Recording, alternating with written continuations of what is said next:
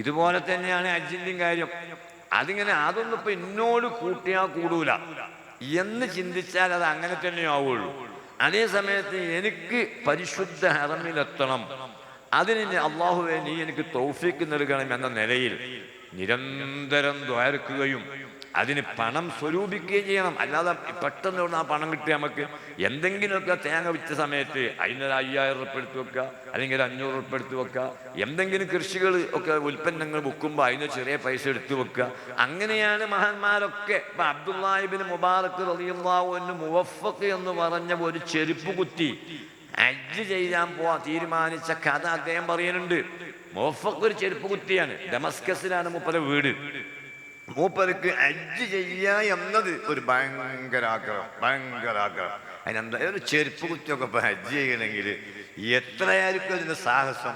അദ്ദേഹം ഒരു ഡബ്ബ വെച്ചു എന്ന് അബ്ദുല്ലാഹി ഇബ്നു മുബാറക് പറയണേ. ഒരു ഡബ്ബ വീട്ടിൽ വെച്ചു.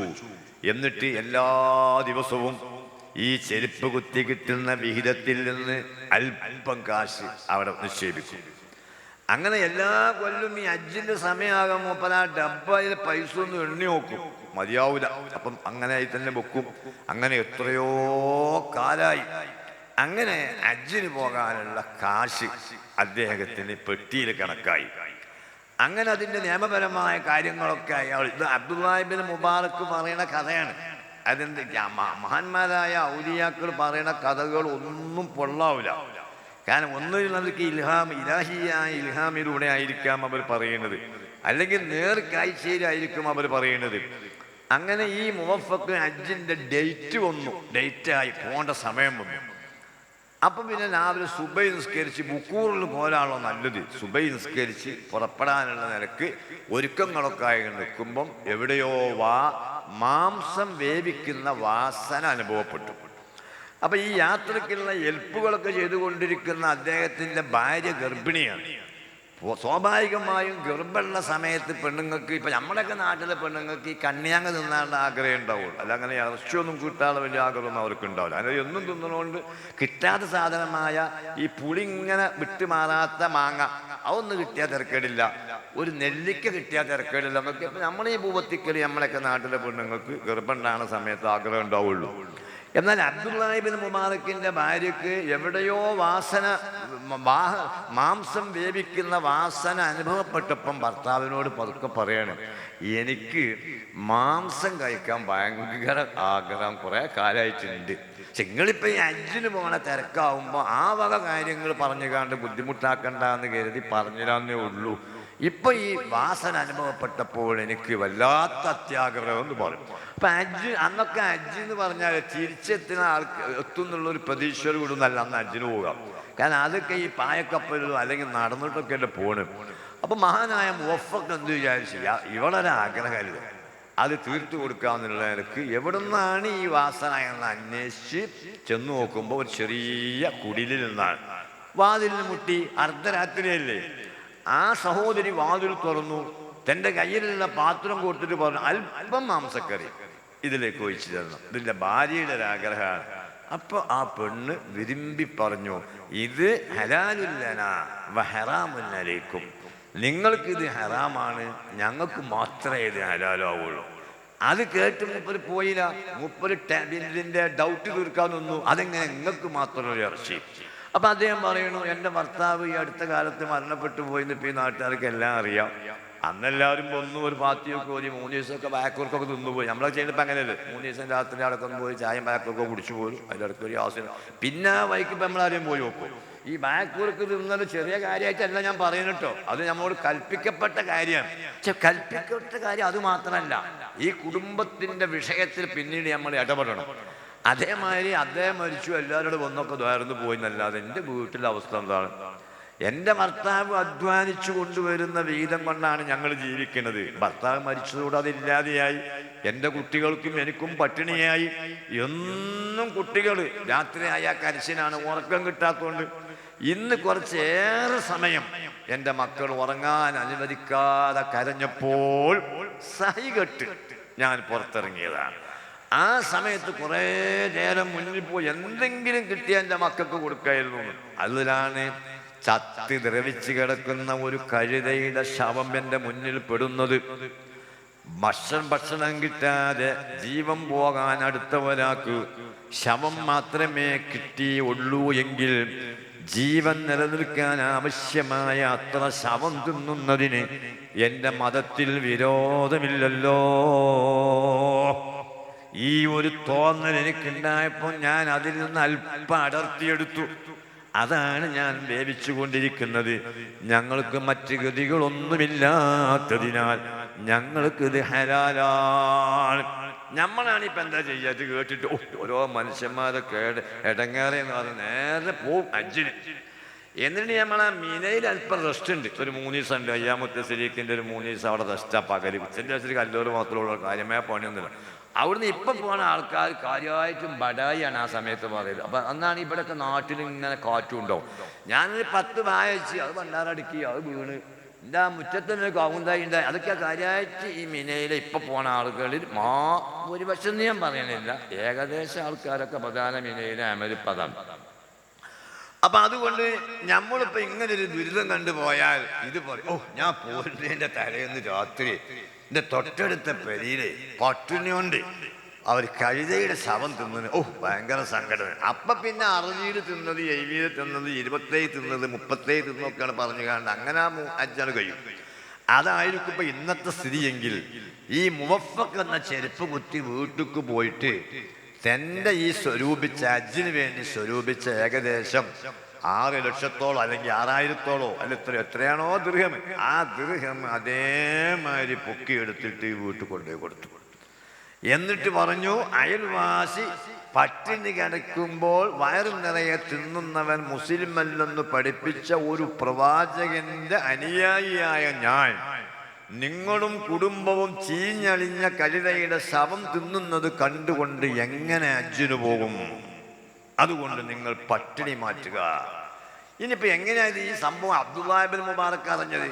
മൂപ്പരെ അറിഞ്ഞതല്ലേ ഉള്ളത്. മൂപ്പരറിയണത് മൂപ്പര് പറയാണ്, ഹജ്ജ് കഴിഞ്ഞു, വിദാഇന്റെ തവാഫോടുകൂടെ നാട്ടിലേക്ക് പോരാനുള്ള ശ്രമത്തിലായി ഞങ്ങൾ ഹറം പരിസരത്ത് ഇങ്ങനെ ഇരിക്കുമ്പോൾ എനിക്കൊരു തൂങ്ങി ഉറക്കം വന്നു. ആ സമയത്ത് റഹ്മത്തിന്റെ 2 മലക്കുകൾ അവിടെ ഇറങ്ങി വന്നത് ഞാൻ സ്വപ്നത്തിൽ കണ്ടു.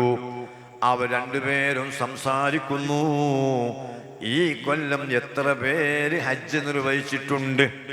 മറ്റേ മലക്ക് പറയണു 6 ലക്ഷം ആളുകൾ. ഇതിൽ എത്ര പേരുടെ ഹജ്ജ് സ്വീകരിച്ചിട്ടുണ്ട്? ആ സമയത്ത് ഈ ചോദിക്കപ്പെട്ട മലക്ക് പറയുകയാണ്, ആ വിഷയമല്ല അദ്ദേഹം ചർച്ച ചെയ്യുന്നത്. അദ്ദേഹം പറയണത്, ഡമസ്കസിൽ ഒരു ചെരുപ്പ് കുത്തിയുണ്ട്, മുവഫക്ക് എന്നാണ് അദ്ദേഹത്തിന്റെ പേര്. അദ്ദേഹം ഇക്കൊല്ലം ഹജ്ജിന് വന്നിട്ടില്ല, ഒരുങ്ങിയിട്ടും വരാൻ പറ്റിയില്ല. അതിന് വലിയ ഒരു ജീവൽ പ്രശ്നമുണ്ട്, മനുഷ്യത്വപരമായ ഇടപെടലുണ്ട്. അത് പുണ്യമായി കണ്ട് ഈ കൊല്ലം ഹജ്ജ് ചെയ്ത ആളുകളുടെ കൂലി 6 ലക്ഷം ഹജ്ജിന്റെ കൂലി ആ മുവഫക്കിന് കൊടുക്കാൻ അല്ലാഹു തീരുമാനിച്ചിട്ടുണ്ട്. ഇത് കേട്ട് ഞെട്ടി ഉണർന്ന അബ്ദുല്ലാഹ് ഇബ്നു മുബാറക്ക് റളിയല്ലാഹു അൻഹു നേരെ ഡമസ്കസിൽ വന്ന് മുവഫക്കിനെ കണ്ട് കാര്യങ്ങൾ ചോദിച്ചപ്പോഴാണ് അദ്ദേഹം ഈ കാര്യങ്ങളെല്ലാം മനസ്സിലാക്കി കൊടുക്കുന്നത്.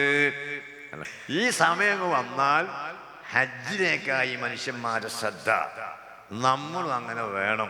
ഇതിനൊരു കടുത്ത വാക്ക് റസൂലുള്ളാഹി ഒരിക്കലും ശപിക്കൂലല്ലോ. ശപിക്കൂ, പക്ഷെ ചില ഹദീസുകളൊക്കെ നോക്കിയാൽ അത് ശാമാണോ എന്ന് തോന്നിപ്പോണ എന്താന്ന് വെച്ചാൽ അതിന്റെ ഗൗരവം. ഇപ്പൊ ഹജ്ജ് ചെയ്യാനുള്ള സൗകര്യങ്ങളെ പറ്റി ആലോചിക്കാതെ, ഹജ്ജ് സൗകര്യം ലഭിക്കുമെങ്കിലും അതിന് ശ്രമിക്കാതെ, സൗകര്യപ്പെട്ടിട്ടും അത് ചെയ്യാതെ ഒരാൾ മരിക്കുകയാണെങ്കിൽ ഓൻ വല്ല യഹൂദിയും കാഫിറൊക്കെ ആയി പോട്ടെ എന്ന് അള്ളാഹിന്റെ ഹബീബ്, അങ്ങനെ ഹബീബിനെ തൊട്ട് ഒരു വാക്ക് വായിക്കേണ്ടി നമുക്ക് വന്നില്ലേ? അതിന്റെ ഗൗരവം എത്ര അതിന്റെ ഗൗരവം? അത് ഒരുങ്ങണ്ടേ? ഇപ്പൊ ബാപ്പ അങ്ങ് മരിച്ചു. ഇപ്പൊ നോക്കൂ, ഞങ്ങൾ പല നാട്ടിൽ പുതിയ റോഡ് വരുന്നുണ്ടല്ലോ. ആ പുതിയ റോഡ് ഇങ്ങനെ വരുമ്പോ എത്ര ലക്ഷങ്ങളാണ് ഓരോരുത്തരും കിട്ടിയിട്ടുണ്ടെങ്കിൽ 18 ലക്ഷം, 25 ലക്ഷം, 1 കോടിയൊക്കെ കിട്ടിയ ആൾക്കാരുണ്ട്. എന്നിട്ട് ഇവരെന്താ ചെയ്തിട്ടുണ്ടെങ്കിൽ ബാപ്പയും ഉമ്മയും പട്ടിണി കിടന്ന് കട്ടൻ ചായ കുടിച്ചുകാണ്ട് ഉണ്ടാക്കിയ ഭൂമി അതൊക്കെ. ഇതിപ്പോ ഈ മോഡിയുടെ ഗവൺമെന്റ് എന്തോന്നറിയില്ല, ഇതൊക്കെ പാടാണ്ട് കളിച്ച് റോഡുണ്ടാക്കാൻ തീരുമാനിച്ചപ്പോൾ ചോദിച്ച പൈസ കൊടുക്കുകയാണ്. ഈ പൈസ വാങ്ങിയ ആൾക്കാർ പെണ്ണുങ്ങളെയും കുട്ടികളായിട്ട് ടൂറ് പോയി, എന്നിട്ടും പൈസ ബാക്കിയായിട്ട് ഹജ്ജിന് പോകാൻ കൊല്ലം. ഓലെ ബാപ്പ ഹജ്ജ് ചെയ്തിട്ടില്ല, ഓലെ ബാപ്പ ഉംറ ചെയ്തിട്ടില്ല, അതിനെപ്പറ്റി ചിന്തല്ല, ഒരു ചിന്ത പോലുമില്ല. യഥാർത്ഥത്തിൽ ബാപ്പ മരിച്ചാൽ, ഉമ്മ മരിച്ചാൽ പള്ളിയിലെ ഖത്തീബ് ഇപ്പം എന്ത് ചെയ്യുന്നുണ്ട്, ഏതായാലും ഒന്നുണ്ടാക്കി കഴിയുന്ന വരെ വെറുതെ നിൽക്കണ്ട എന്നുള്ള നിലക്ക് മൂപ്പര ആ മൈക്കണ്ട ഓണാക്കിയിട്ട് ഒന്നുണ്ടാക്കി കഴിഞ്ഞാൽ പറയണം, അതുവരെ ഞാൻ പ്രസംഗിക്കുള്ളൂ എന്ന് പറഞ്ഞിട്ട് വാക്കാനുള്ളതൊക്കെ ഇപ്പം തന്നെയാണ് പൊരുത്തപ്പെട്ടു കൊടുത്താളി. നമുക്ക് ഇങ്ങനൊരവസ്ഥ വരാമെന്നാണ് ഓർത്താളി. സാമ്പത്തികമായി വല്ലതുണ്ടെങ്കിൽ മൂത്ത മകൻ ഷെരീഫുമായിട്ട് ബന്ധപ്പെട്ടാൽ മതി. ഇതിപ്പോൾ ഒരു വലിയ കാര്യമായിട്ട് ചിലപ്പോൾ ഉസ്താദ് പറയണം. അപ്പം ചിന്തിക്കേണ്ട, ഇയാൾക്ക് ഇപ്പം ആരാ പൊരുത്തപ്പെട്ട് കൊടുക്കാം? ഇയാളിപ്പോൾ കിടക്കുന്നുണ്ടല്ലോ, അയാൾക്ക് ഇപ്പം ആരാ പൊരുത്തപ്പെട്ട് കൊടുക്കാം? അതേ സമയത്ത് മക്കളെ വിളിച്ചിട്ട് ബാപ്പാൻ്റെ കടമൊക്കെ ഞാൻ ഏറ്റെടുത്തെന്ന് പറഞ്ഞപ്പം എൻ്റെ ബാപ്പ ഹജ്ജ് നിർവഹിച്ചിട്ടുണ്ടോ, ബാപ്പാക്ക് എത്ര സ്വത്തുണ്ട്, ബാപ്പാക്ക് ഹജ്ജ് ചെയ്യൽ നിങ്ങളെ മേലിൽ നിർബന്ധമാണ് കേട്ടോ എന്നൊരു ഉപദേശം പറഞ്ഞിട്ടിന്ന് കാര്യമുണ്ടോ? നിങ്ങൾ ആലോചിച്ച് നോക്കി, അതിനെപ്പറ്റി ഒരു ചിന്ത ഉണ്ടോ? എന്നോടിപ്പോൾ അടുത്തൊരു കുട്ടി, ഗൾഫിൽ നിന്ന് വന്നൊരു കുട്ടി ചോദിച്ചു, ഉസ്താദെ 40 കഴിക്കാപ്പോൾ 40 പൂർത്തിയാണ്ട് ആവശ്യമുണ്ടോ? ഒരു 6 ആണ് കഴിഞ്ഞാൽ അത് 40 കൂടി, അതായത് ഇപ്പോൾ 7 ഭക്ഷണം ഉണ്ടാക്കുക, അത് 40 കൂടി ഉണ്ടാക്കിയാൽ പോരെയെന്ന് ചോദിച്ചു. അപ്പോൾ എന്താ സംഗതി, ഇവൻ്റെ ലീവ് കുറവാണ്. അപ്പോൾ ഇവൻ്റെ ഒരു വിചാരം എന്താ, 40 കഴിയാതെ മുതൽ ഓരിയൊക്കെരുതെന്നാണ് ഇവൻ്റെ ഒരു വിചാരം. ശരിക്കും മയ്യത്ത് മറമാടുന്നതിന് മുമ്പ് ഓരിയൊക്കെ വേണ്ട. ഇപ്പം ആൾക്കാരുടെ ഇടയിൽ എന്താ വെച്ചാൽ 40 കഴിയാതെ എങ്ങനെയെന്നാണ്. ഇപ്പം ഇവനാണെങ്കിൽ 7ൻ്റെ ഒന്ന് പോവും വേണം, പോയാൽ പിന്നെ ഇത് ഓരിയൊക്കാൻ പ്രയാസമല്ലേ. ഇത്ര സ്പീഡാണ് ഈ മുതൽ ഓരിയൊക്കണേൽ. എന്നാലും ഒരു 2 സെൻറ്റ് ബാപ്പാക്ക് ഹജ്ജ് അതാണ് നീക്കി വെക്കുകയാണ്. ആരോടെങ്കിലും നമുക്ക് ചെയ്യിപ്പിക്കാം, കാരണം നമ്മൾ തന്നെ സൗദിയിൽ ഉണ്ടായത് കൊണ്ട് നമുക്ക് തന്നെ ചെയ്യാം. അതിനൊരു മുതൽ മുടക്കായി കിടക്കട്ടെ എന്നുള്ളൊരു ചർച്ചയോ ഒരു ചിന്തയോ നമ്മുടെ മഹല്ലുകളിലുണ്ടോ? ആ ഇല്ല എന്നതാണ് നമ്മളെ മറുപടി. എങ്കിൽ അവിടെയാണ് യഹൂദിയായിട്ടോ കാഫിറായിട്ടോ അവൻ പോകട്ടെ എന്ന് റസൂലുള്ളാഹി പറഞ്ഞതിൻ്റെ ഗൗരവം. അത് കേട്ട് നമ്മളെ മനസ്സിലിതുണ്ടാകണം. അപ്പൊ ഈ സമയം വന്നാൽ ഹജ്ജ് എന്ന് പറഞ്ഞാൽ ഒരു 6 ദിവസത്തെ ജോലിയാണ്. പിന്നെ നേരത്തെ അതിനു വേണ്ടി പോകുന്നത് ഇത് 2 രാഷ്ട്രങ്ങളുമായുള്ള ഇടപാടും ഒരുപാട് ഒരുക്കം അനിവാര്യമായ സംഗതിയും ആയതുകൊണ്ടാണ് യഥാർത്ഥത്തിൽ ഹജ്ജ് 6 ദിവസം കൊണ്ട് തീരും. നിങ്ങൾ നോക്കൂ, ദുൽഹിജ്ജ 8-ന് അതിൻ്റെ മുമ്പ് ഇഹ്റാം ചെയ്ത് സാധിക്കുമെങ്കിൽ ഹജ്ജിൻ്റെ ഖുദൂമിൻ്റെ തവാഫ് ചെയ്ത് ഹജ്ജിൻ്റെ സഅയും ചെയ്ത് ദുൽഹിജ്ജ 8-ന് ളുഹുറാകുമ്പോഴേക്ക് മിനയിലെത്തി. 8-ന്റെ ദുൽഹിജ്ജ 8-ന്റെ ളുഹുറും അന്നത്തെ അസ്റും അന്നത്തെ മഗ്രിബും അന്നത്തെ ഇശാവും മിനയിൽ നിന്ന് നിസ്കരിച്ച് ദുൽഹിജ്ജ 9-ന്റെ സുബയും കഴിഞ്ഞ്. അതിൻ്റെ ഒരു രൂപമാണ് പറയുന്നത്. ഇത് ചേഞ്ച് വരുന്നതിലൊന്നും മതപരമായി അമലിന് കുഴപ്പമൊന്നും ഉണ്ടാവില്ല. പക്ഷെ അതിൻ്റെ ശരിയായ റൂട്ട്, ആ റൂട്ട് പാലിക്കണമെങ്കിൽ ചെറുപ്പക്കാർ പോകണം, അപ്പോഴേ നടക്കുള്ളൂ. ഇത് 70-75 വയസ്സായി സ്ഥിരമായി ബീഡി വലിക്കുന്ന ആളുമായി എയർപോർട്ടിൽ തന്നെ 5 മണിക്കൂർ, വിമാനത്തിൽ 5.5 മണിക്കൂറൊക്കെ പാടെ ബീഡി കിട്ടാതെ ഇടങ്ങേറായി ആകെ ശ്വാസം മുട്ടായി നിൽക്കണ മനുഷ്യന്മാരോട് ഇതൊന്നും പറഞ്ഞിട്ട് യാതൊരു കാര്യമില്ല. അതേ സമയത്ത് നല്ല SYS പ്രായത്തിൽ ഹജ്ജിന് പോയാൽ ഈ പറയുന്ന കാര്യം നടക്കും. ദുൽഹിജ്ജ 8-ന് ളുഹുർ നിസ്കാരത്തിന് ളുഹുറിന്റെ സമയത്ത് മിനയിലെത്തുന്നു. അന്നത്തെ അസ്റും മഗ്രിബും ഇശയും ദുൽഹിജ്ജ 9-ന്റെ സുബയും നിസ്കരിച്ച് ലബ്ബൈക അല്ലാഹുമ്മ ലബ്ബൈക ലബ്ബൈക ലാ ശരീക ലക ലബ്ബൈക ഇന്നൽ ഹംദ വന്നിഅമത ലക വൽ മുൽക്ക് ലാ ശരീക ലക എന്ന ഒരു വല്ലാത്തൊരു ശബ്ദാണ്. നൂറ്റാണ്ടുകൾക്ക് മുമ്പ് ഖലീലുല്ലാഹി ഇബ്രാഹിം നബി അലൈഹിസ്സലാം മകനും കൂടി കഅബത്തിന്റെ പുനർനിർമ്മാണം പൂർത്തിയാക്കിയ ശേഷം ഹജ്ജിന് വേണ്ടി അള്ളാഹിന്റെ കൽപ്പന പ്രകാരം വിളിച്ചപ്പോൾ ആ വിളി കേട്ട മനുഷ്യന്മാരാണ് ദുൽഹിജ്ജ 9-ന് സുബയും കഴിഞ്ഞിട്ട് ഒരേ വേഷവിധാനത്തിൽ ഒരേ മന്ത്രവുമായി മിനയിലേക്ക് നീങ്ങുന്നത്. ഒരു ളുഹറിന്റെ സമയം ഇങ്ങനെ കണ്ട് അറഫയിലേക്ക് അങ്ങ് എത്തുകയാണ്. മിനയിൽ നിന്ന് അറഫയിലേക്ക് എത്തുകയാണ്. അറഫയിലെത്തി അതിൻ്റെ ഒരു പിറ്റേന്ന് സുബൈ വരെ നിൽക്കാമെങ്കിലും അതിൻ്റെ ഒരു അഫ്ളൽ നോക്കുകയാണെങ്കിൽ ആ സൂര്യൻ അസ്തമന സമയത്തുള്ള സൂര്യന്റെ മഞ്ഞ ലൈറ്റ്, സൂര്യൻ ഉറൂബാകാൻ സമയത്തുണ്ടാകുന്ന അതിൻ്റെ പോക്കുവെയിൽ മേനയിൽ തട്ടുന്ന രൂപത്തിൽ ടെന്റിന്റെ പുറത്തിറങ്ങിക്കൊണ്ട് ആവശ്യമായ സംഗതികൾക്കൊക്കെ ദുആ ചെയ്ത് സാബൻ ജമ്മും കസുറുമൊക്കെ ആക്കുന്നവരും അല്ലാത്തവരും ഉണ്ടാകും. അത് അതിൻ്റെയൊക്കെ നിലക്ക് ചെയ്ത് മഗ്രിബ് നിസ്കരിച്ചുകൊണ്ട് നേരെ മുസ്ദലിഫയിലേക്ക് പോകാൻ. നോക്കൂ, നമ്മൾ നിസ്കാരം സലാം വീട്ടിയാൽ ഉടനെ അസ്തഗ്ഫിറുല്ലാഹൽ അലീം എന്ന് ഓട്ടോമാറ്റിക്കലി ആയി പറയുന്നു. അസ്തഗ്ഫിറുല്ലാഹൽ അലീം. അത് ആശങ്കയാണ്, എൻ്റെ നിസ്കാരം എൻ്റെ റബ്ബ് സ്വീകരിച്ചിട്ടില്ലേ, എന്തെങ്കിലും ഫാൾട്ടുകളുണ്ടോ എന്ന ബേജാറിന്റെ ഇസ്തിഗ്ഫാറിന്റെ വചനമാണ് അസ്തഗ്ഫിറുല്ലാഹൽ അലീം എന്നതെങ്കിൽ മഹാന്മാരായ ഫുഖഹാ പറയുന്നു, മിനയിൽ നിൽക്കേണ്ടതുപോലെ നിന്ന ഒരാൾ മിനയിലെ പ്രാർത്ഥനയും കഴിഞ്ഞ് മുസ്ദലിഫയിലേക്ക് തിരിക്കുമ്പോൾ എൻ്റെ അറഫയിലെ നൃത്തം അല്ലാഹു സ്വീകരിച്ചിട്ടുണ്ടാകുമോ എന്ന് സംശയിക്കേണ്ട ആവശ്യം പോലുമില്ല. ഉറപ്പിക്കണം എൻ്റെ നൃത്തം സ്വീകരിച്ചു. എന്താ നൃത്തം സ്വീകരിച്ചാൽ? പ്രസവിക്കപ്പെട്ട സമയത്ത് നമ്മുടെ ഹൃദയത്തിൽ ദോഷമില്ലാത്തതുപോലെ ശേഷമുണ്ടായിട്ടുള്ള ദോഷങ്ങളൊക്കെ അല്ലാഹു തആല വൃത്തിയാക്കി വെടുപ്പാക്കി വളരെ നല്ല സാലിഹായ മനുഷ്യനായി മുസ്ദലിഫയിലേക്ക് നടക്കുന്നു. ദുൽഹിജ്ജ 9 സുബൈക്കാണ് നമ്മൾ മിനയിൽ അറഫയിലേക്ക് പോയത്. ഇപ്പൊ 9 അസ്തമനം അഥവാ 10 ആ സമയത്താണ് നമ്മൾ മുസ്ദലിഫയിലേക്ക് വരുന്നത്. മുസ്ദലിഫയിൽ ഖുർആൻ വിശേഷിപ്പിച്ച ഒരു ചെരുണ്ട്, മലച്ചെരുണ്ട്, മശ്അറുൽ ഹറാം എന്ന് വിശേഷിപ്പിച്ച അതിൻ്റെ പരിസരങ്ങളിൽ എവിടെയെങ്കിലും ദുആയിലും ഇബാദത്തിലുമായി കഴിഞ്ഞ് സാധിക്കുന്ന രൂപത്തിൽ അവിടുന്ന് സുബൈ നിസ്കരിച്ച് എറിയാനുള്ള കല്ലും ശേഖരിച്ച് ഒറ്റ നടത്തമാണ് യസ്വയ്യസിന്റെ ആജിമാർ. സുവൈസ് എന്ന് പറഞ്ഞാൽ ആ പ്രായത്തിൽ പോയ ആജിമാർ. ആ നടത്തം നേരെ ജംറത്തുൽ ഊല കണ്ടു, പക്ഷെ അവിടെ ഏറില്ല. ജംറത്തുൽ വുസ്ത കണ്ടു, അവിടെയും അന്ന് ഏറില്ല. ജംറത്തുൽ അഖബ 3ാമത്തെ അഖബയിൽ 7 പ്രാവശ്യം കല്ലെറിഞ്ഞ് വീണ്ടും അയാൾ അങ്ങനെ ഹറമിലേക്ക് ആ പന്തലിന്റെ ചോട്ടിൽ കൂടെ തന്നെ ഹറമിലേക്ക് അങ്ങ് എത്തുമ്പം അവിടെ നല്ല കാലിയായിരിക്കും. ആ സമയത്ത് സാധിക്കുന്ന രൂപത്തിൽ പെരുന്നാൾ നിസ്കരിച്ച് ഹജ്ജിന്റെ സഅയും ചെയ്ത് പുറത്തിറങ്ങി ഹജ്ജിന്റെ ഉംറ ചെയ്തു. നേരത്തെ സഅയ് ചെയ്തിട്ടില്ലെങ്കിൽ ഹജ്ജിന്റെ സഅയും ചെയ്ത് പുറത്തിറങ്ങി മുടിയെടുത്ത് ഒന്ന് കുളിക്കുന്നതോടുകൂടെ, കുളിക്കലുന്ന ഹജ്ജ് സുന്നത്തായ കാര്യമാണ്, മുടിയെടുത്താൽ പിന്നെ എന്തായാലും കുളിക്കണ്ടേ. അപ്പൊ ആ കുളിയും കഴിയുന്നതോടുകൂടെ 1ാമത്തെ തഹല്ലുലായി. ഇനി സാധാരണ വസ്ത്രം ധരിച്ചുകൊണ്ട് വൈകുന്നേരമാകുമ്പോഴേക്ക് മിനയിലെത്തണം. അന്ന് രാത്രി അഥവാ പെരുന്നാളിന്റെ രാത്രി ദുൽഹിജ്ജ 10 അവിടെ നിന്ന് പിറ്റേന്ന് ഉച്ചക്ക് 3 സ്ഥലത്തും കല്ലെറിഞ്ഞ് അന്നത്തെ രാത്രിയും അവിടെ നിന്ന് പിറ്റേന്ന് ഉച്ചയ്ക്ക് ശേഷം 3 സ്ഥലത്തും കല്ലെറിഞ്ഞ് അന്നത്തെ രാത്രിയും അവിടെ നിന്ന് പിറ്റേന്ന് ഉച്ചക്കും കല്ലെറിഞ്ഞ് അന്നത്തെ രാത്രിയും കൂടെ നിന്ന് പിറ്റേന്ന് ഉച്ചക്ക് കല്ലെറിഞ്ഞ് പിരിയുന്നതോടുകൂടെ ഹജ്ജ് തീർന്നു. അപ്പൊ എത്രയായി? ദുൽഹിജ്ജ 8, ദുൽഹിജ്ജ 9, ദുൽഹിജ്ജ 10, ദുൽഹിജ്ജ 11, ദുൽഹിജ്ജ 12, ദുൽഹിജ്ജ 13. 6 ദിവസത്തെ പരിപാടി ഹജ്ജുള്ളൂ.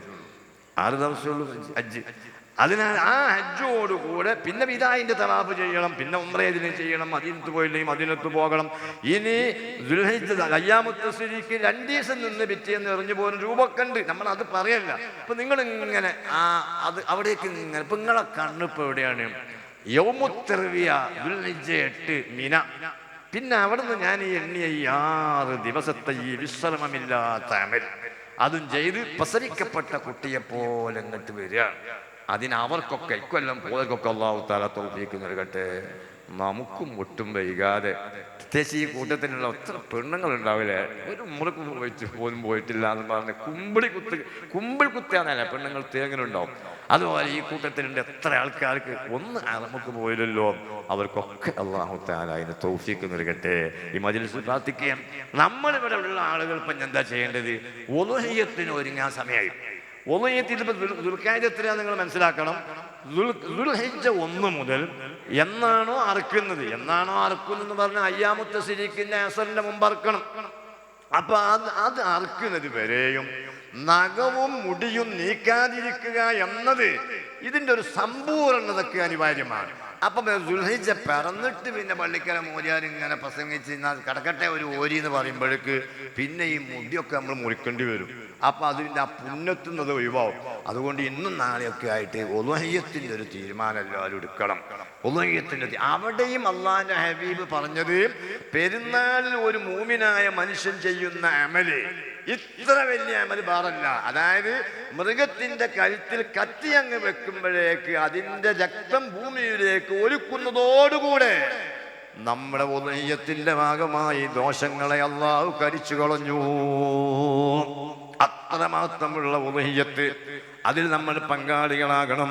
ദുൽഹിജ്ജ 9 നമ്മൾ ഹജ്ജ് ചെയ്യാത്തത് കൊണ്ട് ഇവിടെ ആയതുകൊണ്ട് നമ്മൾ അറഫന്റെ നോമ്പ് നോൽക്കണം.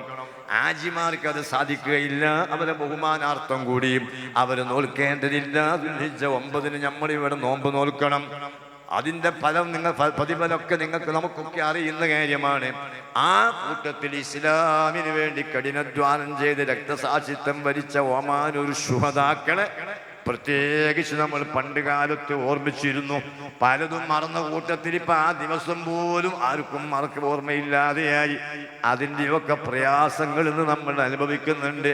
കൊണ്ടോട്ടി ആ പള്ളിൻ്റെ കാരണം ആ ഒതുക്കിൻ്റെ ഭാഗത്താണ്, പഴയ പള്ളിൻ്റെ ഒതുക്കിൻ്റെ ഭാഗത്താണ് ഓമാനൂർ ശുഹദാക്കളെ ഖബർ എന്ന് അറിയാത്ത ആൾക്കാർ പോലും.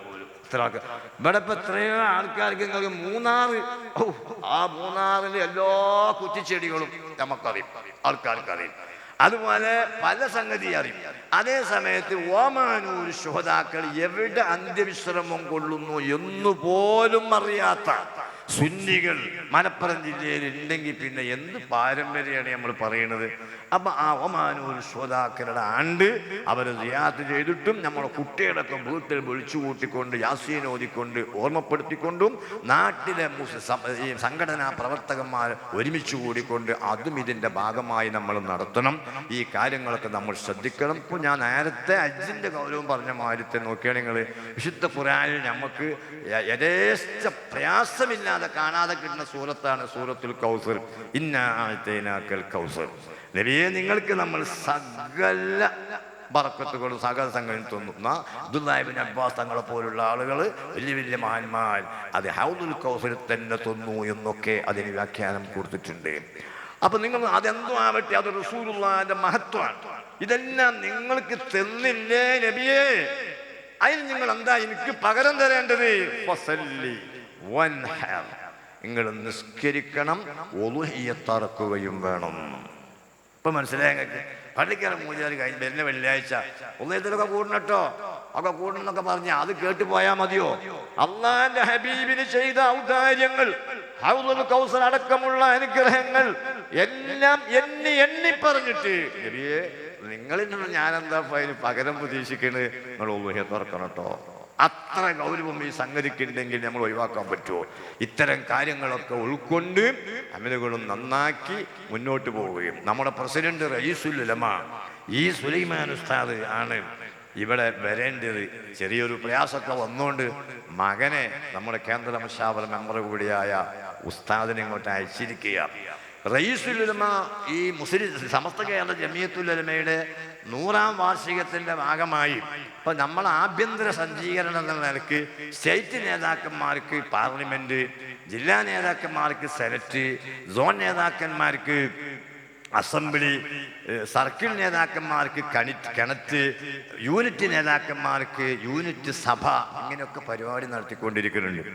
ഇതിൻ്റെ ആമുഖമായി നടന്ന പാർലമെൻറ്റിൽ അധ്യക്ഷം വഹിച്ചുകൊണ്ട് കോഴിക്കോട്ട് നിന്ന് സുലൈമാൻ ഉസ്താദ് പറഞ്ഞു, എൻ്റെ പേരക്കുട്ടിൻ്റെ ഒരു കുട്ടി എന്നോട് പറയാത്തതുകൊണ്ട് എനിക്ക് കുട്ടിയതാന്ന് ഓർമ്മയില്ല, കല്യാണം ഉണ്ടായാലും ഇപ്പം അടുത്ത ദിവസം തോന്നും.